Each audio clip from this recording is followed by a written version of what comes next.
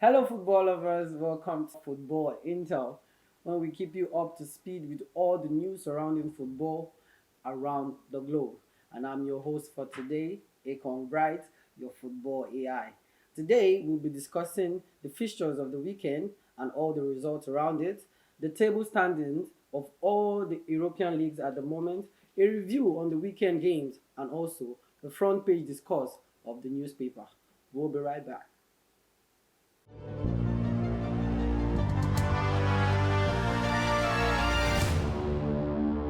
Welcome back to the show. Remember to follow us on all our social media handles, subscribe, share, and also follow us on all our pages. Now, let's go straight into the business of today. But I'm not alone in the studio. With me is Mr. Harrison. Nice to have you here, sir. Yeah, my pleasure. Yeah, there's been a lot going on around the weekend from the English Premier League, La Liga, the Bundesliga. But first, let's look at the results that cut across the weekend. Now, Liverpool, Everton. That's a 2-0 win for Liverpool. How you saw the match and you saw what happened? It was an interesting match. Yeah, a very interesting match. Wolverhampton away to Bournemouth City. They won 2-1. Brentford trashed Burnley 3-0. Manchester City, a very good side that is making wave in the Premiership, giving every other team a run for their money. Yeah. And it was actually a nice game against Brighton and Brighton is also a strong team. Like they are very good. As last season and this season, Brighton has been good. yeah. So getting a 1-2-1 Victory. against Brighton is a very nice result. Yeah, and Haaland on the score sheet again. For a Wow. very long time. For a very Haaland long has time, scored. he has been absent in the league, but at the weekend he made Yeah, his mark. yeah. So Man City won 2-1. Newcastle, another good team Yeah. in the Premier Premier League. League, Yeah, and this season has been magnificent. For them. Taking the momentum from last season back to this season, they are still making wave. They beat Crystal Palace 4-0. Forest was held to a 2-2 draw against Luton Town. That was a late equalizer by Luton Town to get a point out of the game. That match actually was a surprise Yeah. for Luton Town to get a draw Definitely. from Nottingham Forest. Actually, I predicted Nottingham Forest to come out victorious. Yeah, Unfortunately, it's football. yeah, that's what we see in football. Now, the hit of the weekend, Chelsea against Arsenal. That was a very intriguing match, loads of suspense, and the match ended in a draw. Actually, that match. No, That see, match. truth be told, nobody expected Actually, Chelsea from the to beginning, even before the week, yeah. all football fans across the world, they are expecting Arsenal to win. Yeah, It because was a because of surprise. the way It was a Arsenal has surprise. been playing from the beginning of the season. Yes. Maybe not the same And momentum they had last season. considering the form, Chelsea currently now they are not in form. So for them to get a draw, is something to clap for. And it calls for applaud. But they made a mistake anyway. Using a two goal advantage is a very big mistake. Well, Chelsea in the last 3 games they won. They won, and, yeah. and it's for them. I feel like it's a good momentum coming into this one. Yes, they are building their momentum right now. Yeah. If they keep on playing this way, Saturday they actually played a very good. Even before Saturday, all this while once they've been losing, they play nice football. Just that they're not The issue getting they have results. is they don't have good finish. They were not the confidence finishing the ball was not there. But I think they are starting to gain the confidence. If you watch Mikhailo Mudryk, Yeah, he was very very bright on Saturday. He yeah, was very bright. At least that goal, this is second goal for the season. yeah. That goal at least is helping to build his morale. And scoring against the team Against that Arsenal. went for him. If you remember, during the international break, after the Ukraine match, Yeah. where they won 3-1. He 3-1. scored. He the last scored. goal. So Zinchenko, Zichenko. the Arsenal Yeah, the defender, Arsenal defender. so told him, if you score against me,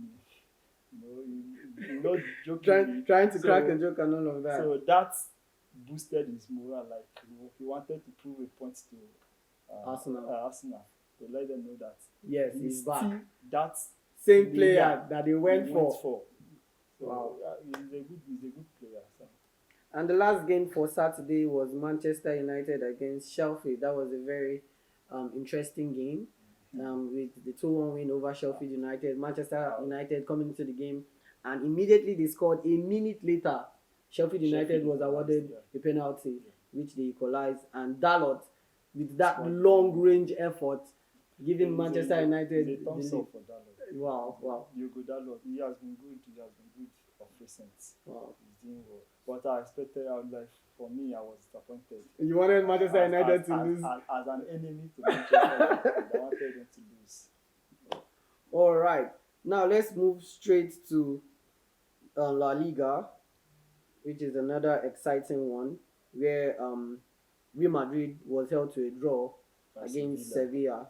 That was a very interesting game. Yeah. We saw the fight that came up between two passionate players. Two passionate players.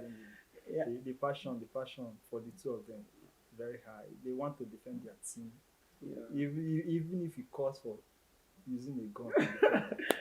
And this is actually the first time that Sergio Ramos is playing against Real Madrid coming back to since he left. Yeah. And Sevilla was his boyhood club. Yes. Where he started. He came out from Sevilla. Where he moved to Real Madrid.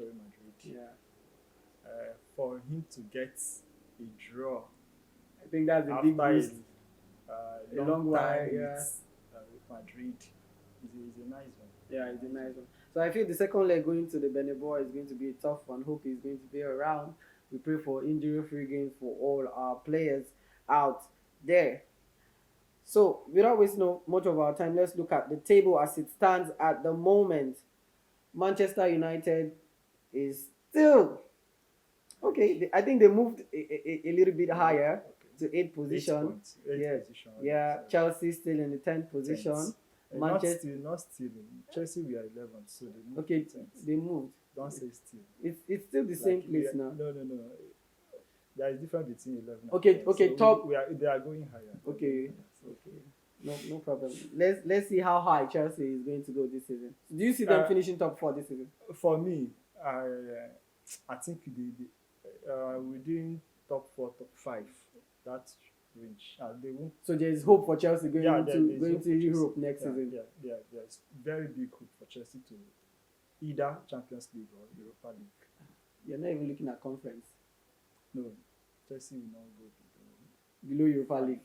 Yeah. Wow, that's a good one. Now we can see that Sheffield United is still bottom of the table with just 1 point after 9 games. Like it's a pity for them. I feel like they're going back to championship. I don't see them escaping this one. One thing is about football. By January they might pick form. Yeah.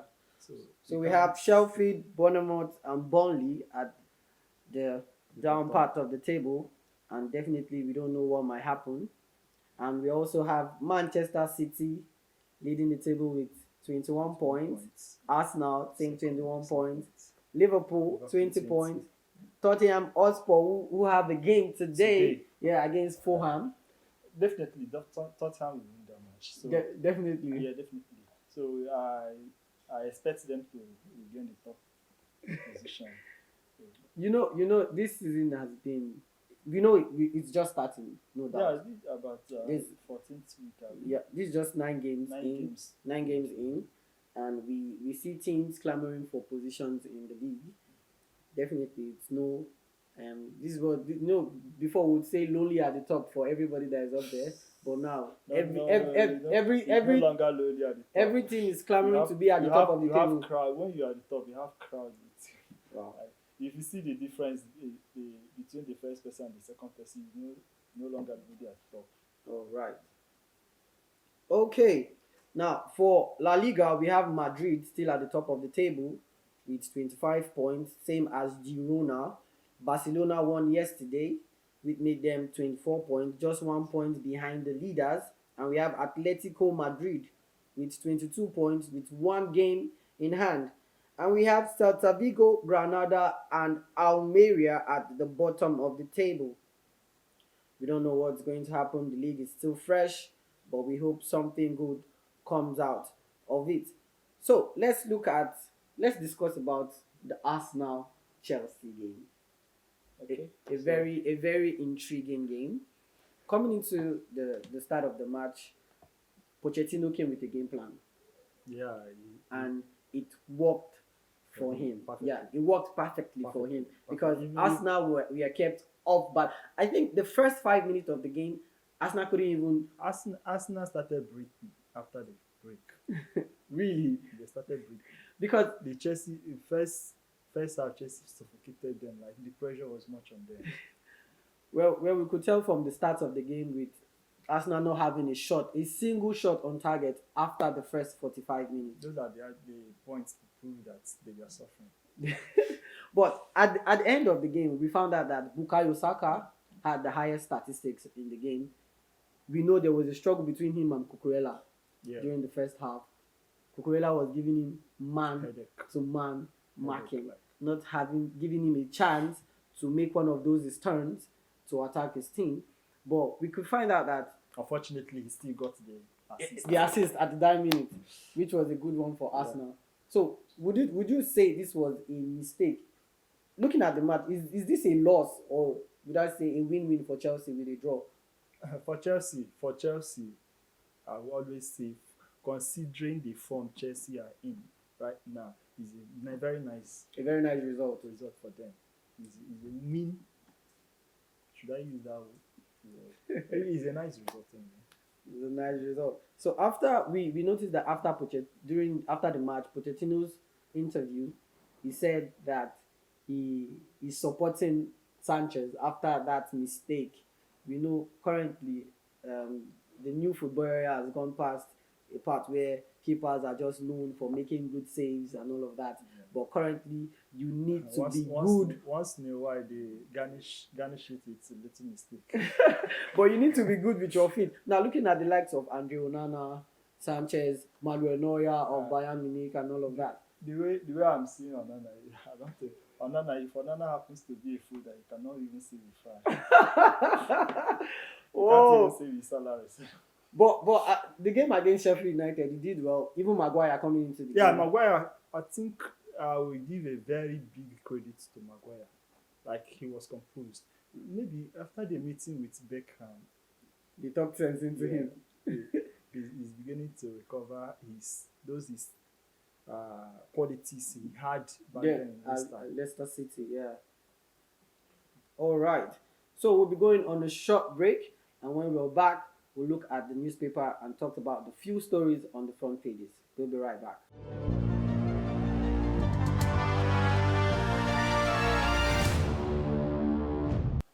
Welcome back from that very short break. So, back to business. Yeah. Manchester United against Sheffield. There has been one player that has been making the round, even for Manchester United and Scotland during the international break, and that is McTominay, the underrated player of Manchester United. You know, when Casemiro came into Manchester United, McTominay was kept at the bench. Amrabat being introduced into the team, and it feels like McTominay is leaving the team. But of late, he has been, I'll call him the deliverer, because against the last match against Brentford, he did absolutely well. The international break for Scotland, still scored again, back again for Manchester United, and still keeping that same form. So what's your take on McTominay and Manchester United? McTominay and Manchester United, for me, is like a marriage made in heaven. I don't see any divorce. Despite the fact that they bought Casemiro. When Casemiro came, there was fear that McTominay would be. His time at Manchester United is not really his stay, like his game time. Game time will be limited, which happened anyway. It happened. Yeah. So when they now bought Amrabat again, he felt more than Yeah, you know, Fred left. Yeah, Fred leaving actually paved the way for him to come up a little because Fred was like another obstacle for him. Imagine Man U having Casemiro, Amrabat, and Fred. Where do you think McTominay was going to fit from? in. So Fred leaving made a way for him a little. Then Casemiro injury during the international break with Brazil. Also, I know assuming Casemiro was fit, McTominay wouldn't have started He will still be on the bench. Yes, that is sure. He wouldn't have started. Maybe he will come from the bench or he wouldn't have played at all. Now, imagine McTominay not playing that yesterday. The goal wouldn't have come. His shine wouldn't have come. So sometimes it takes somebody to go down for you to come up. Yeah, using that opportunity to get into the limelight. Now, McTominay has been good anyway. There's one news that has been making the round in the Premiership, not just in the Premier League, but all cuts across all the leagues, and that is the introduction of the VAR and doing its job perfectly. Now we know that when Liverpool played against Tottenham. yeah, and the controversial moment came up, Yeah, the same thing happened again. So yeah, cancellation of the Diaz goal. Now, so what do you think? Now, against Chelsea, against Arsenal, there is also the thing there should be a review of the use of the VAR, considering Saliba's handball. Now, we know as a footballer going for a ball in the air, they don't expect you to jump with your hands at the back. See, sorry for interrupting. I don't know if you are done with what you are saying. See, one thing is, as far as your hand is out from your body, yes, and the ball touches your hand, it's a foul. It's now we have to note if that's a natural position. That is not a natural position. It is because as long as you're going for a ball in the air. If are you expecting to jump? How can you jump without lifting your hand? At least you can jump. You must lift your hand. Okay, if lifting your hand, you can lift your hand this way. Okay, lifting his hand was like this. Yes, it was a dive. It was a dive in an attempt to clear the ball. That was a clean and clear handball. For me, I think the VAR, the rules guiding the VAR should be reviewed. VAR has been making a very lot of mistakes, quite all right. Yes. Especially in Premier League. Definitely. Especially in Premier League, there have been some controversial moments during the game. Yeah, but you see this Arsenal-Chelsea match, that's Saliba's handball. I don't think there is any error, any mistake. I have my own point opinion, of view, my view. You have yours, so I wouldn't force you to accept mine. Likewise, you, no matter what you say, you cannot force me to dance to your tune. For me, it was a foul. For you, it wasn't a foul. All right. You know, after the game, even the former Chelsea captain, John Terry, gave an immediate interview and response to that event. And he said, during his time, if the VAR was present and a penalty was given, if it was the one and a penalty was given, he would be at the front of the referee for almost, probably to the end of the game, because he wouldn't allow that to happen. He will be. I don't. And he's the Chelsea, and he was a former Chelsea legend. Yeah, that is in front of the ref as in protesting that's not the penalty. Yes. Assuming it was against him. Yes. Okay, if it were to be somebody at the team of. He is a Chelsea legend. Wait. He is a Chelsea legend, and he's trying to tell you that the error made by the VAR needs to be checked. The rules guiding it needs to be checked. If you check the distance from the ball to his hand, it was very close, a very close range. It was a close range. Like the handball happened. It was a Liverpool Tottenham 2. The Van Dijk issue. That wasn't a foul because the ball touched his head first, so it now became ball to hand. Definitely. Okay, not his head, his leg. But if ball touched any part of your body before touching your hand, it's not a foul. In a situation, Saliba was falling down. In a situation and the ball touched his hand, that is a natural position. But this particular It's not. You don't It's a want foul to. for me. You don't want to It's a accept. foul for me. All right, I'm not talking because I'm you're a trying Chelsea to fan or something. fan a club or Well, moving forward. For me, my opinion, I feel the rules guiding the VAR rule should be checked and modified sure. because there's been a lot of controversies happening lately. Now, let's go to the newspaper headlines for today, the sport newspaper headlines for today, and we're seeing so many things happening during the weekend. We see Simon Moses at the top left corner. Simon Moses continues fine form for Nantes. That story is found in page 6 of the Sporting Sun newspaper. And below it, we find Poch accepts mistake in Chelsea draw with Arsenal. That story is found in page 2 of the newspaper. Barca charging 3,000 euros for special edition El Clasico shirt. That is found in the page 3 of the newspaper. So Barcelona wants to create a new brand of jersey just for the El Clasico game against Real Madrid at the weekend. They are looking for. They are having Financial issues, so They they're are looking for way to to. make money. Oh my God. Okay, below that story, we have Calvin Phillips ready to lose £17 million to join West Ham. That's another. He's a very very good and nice call for him. He has to. Philip is a very nice footballer, very good.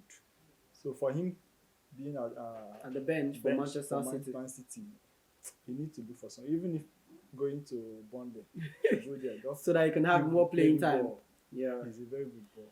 Okay. Then another interesting story on the paper, we have Oshola dedicates Barca goals to Mobad. A very interesting story out there.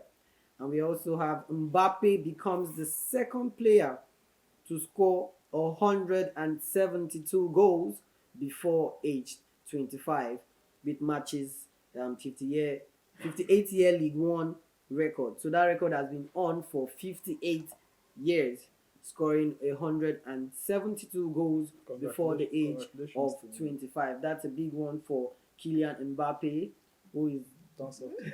yeah, thumbs up to him. They're the new generation baller that we are looking forward to claiming the Ballon d'Or. But it's like it's a future, not now. not now because it seems like his rival Haaland is But paving no, way. it depends. If Mbappe happens to go to Madrid, definitely 2 years time, The Ballon d'Or is his. definitely. All right. Another interesting story. Man City considering De Bruyne's exit. Wow. Wow. How true can that story be? That is going to be a great I loss don't know if for Manchester if City. it's true or just a rumor, but if De Bruyne happens to leave Man City, His absence is already showing at the moment. it's a big blow for It's them. going to be a big blow. Now, the major story which has the front page is Napoli set for crisis talk with Osimhen. There's been a lot of controversy going on between Osimhen and Napoli. Another story there we find Newcastle's scout Victor Boniface, another striker coming out of from the German league, Bundesliga, Leverkusen. He's Our boy. Nigeria brother. Nigeria brother. Actually, this Boniface is a very nice striker. He had a one time before Osimhen. Yeah. He was Osimhen's teammate sometime in Nigeria before they went to Europe. So the two of them had a trial. Unfortunately for Boniface, he wasn't chosen. Then Osimhen was chosen. So Osimhen went to Shedley. From there, he started doing well. Boniface said, "No, I won't give him to defeat." Yeah. He fought, and today is paying off for him. Yeah. So it's a good one for the attacker. Yeah, It's a good one for the attacker. At the bottom of the table, we find news stories of Sergio Ramos in burst with Rudiger. That's when Sevilla played against Real Madrid. And another news there, we have Man City to rival Liverpool for Musiala, another young lad that is making wave in Musiala football should, in the German league. Musiala should come back to Chelsea. He's a Chelsea boy. He should come back to Chelsea. All right, and at the bottom we also have Eddie predicts Tyson Fury, AJ could earn over £100 million each. That news could be found on the page of the newspaper. So, without wasting much of our time, let's quickly talk on Man City considering De Bruyne's exit. What do you think? Like as I said earlier, that is a very big, huge blow to them. Losing De Bruyne at that midfield, De Bruyne for past up to 2 months now, He's been out. he's been out of the City's game. yeah. So you've seen the impact. You've seen the impact. Just last week, Haaland was able to score a goal after how many weeks? Yeah. So imagine De Bruyne being in that midfield. Haaland would have maybe by now scored like 3 or 4 goals because De Bruyne is always feeding him. So, what do you have to say about the absence of De Bruyne in the Manchester City team? What I will have to say about KDB's absence in Manchester City is that they will suffer. It's a big blow for them. Pep Guardiola is a master planner. Like he's a very good coach. He will always find a way out, but they will feel the impact a little. They will feel the impact before they start to discover themselves. And Rodri is doing is fine, but So now we could tell that De Bruyne being absent for a while, Manchester City has been coping, winning games, even though it's difficult. But we could tell Rodri, after the red card, being absent for a while, Manchester City lost. they lost. They lost their games, Yes. and it was only the game in Champions League when Rodri played that they won. Then coming into this week again, they also won last week against Brighton. So what would you say? Because everybody seems to clamor that yes, De Bruyne is the master key and all of that. But we could tell that with the absence of Rodri in that Manchester City midfield, it's been a big chaos for the team in general. One thing about football is that in a team, some teams depend on a player. Yeah. Some teams depend on 2 players. Some depend on everybody. It's more of a teamwork. Teamwork. So in this case, I think the level of importance KDB has is the same with Rodri. If it happened 2021 Champions League final against Chelsea, Rodri wasn't in that team. He didn't play. He was on the bench. They lost. 2022, right? Yeah. The last Champions League. He played and he scored the winning goal. Yeah. So Rodri is an important player. He's almost the same level with KDB in the Manchester City team. Now, last one before we wrap up the show. The Arsenal defender Zinchenko, in an interview one time, was asked between Thomas Partey, Rodri, and Casemiro as the holding number 4 in your team. If you were to make up a team, who would you choose? They say, okay, play one, start one, bench one, and kick one out of the team. What would your prediction be? Okay, you're asking me to make my own prediction. Yeah. I thought you wanted to say what. Yeah, for Zinchenko, he said yes that Thomas Partey is an exceptional player. He has played with Thomas Partey and has played with Rodri, and without benefit of doubt, he respects Casemiro a lot, a 5-time Champions League winner. But in his team, you don't think Casemiro is going to fit in? Definitely. So for you, what's your take? I go with him. You know why? Rodri will definitely come first. Definitely. Partey will come from the bench. Okay. Yeah, I'm not saying Casemiro. I'm kicking him out.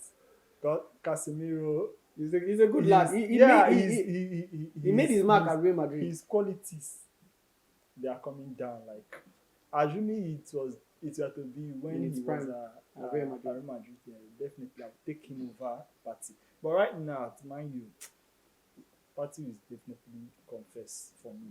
All right. Okay, thank you so much for staying with us on the show. That's where we're going to say goodbye for today. So please do well to follow us on all our social media platforms. Click and subscribe to our channel.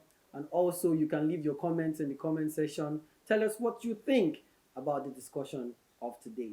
I remain Akon Bright, your football AI, and also thank you for being with me today, Mr. Harry. The pleasure is mine. All right, goodbye.